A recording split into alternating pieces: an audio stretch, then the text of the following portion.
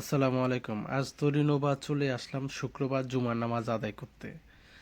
এবং এখানে যে মসজিদটি আছে এই মসজিদের সবচেয়ে ভালো ব্যবস্থা হলো মহিলা এবং পুরুষ উভয়েরই নামাজের ব্যবস্থা আছে।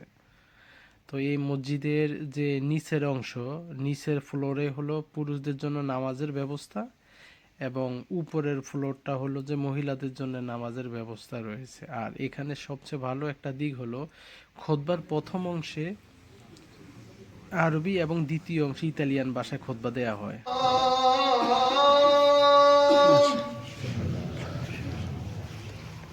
اللهم لك الحمد حتى ترضى وعند الرضا وبعد الرضا لك الحمد كله ولك الملك كله وبيدك الخير كله علانيته وسره ولك الحمد إنك على كل شيء قدير.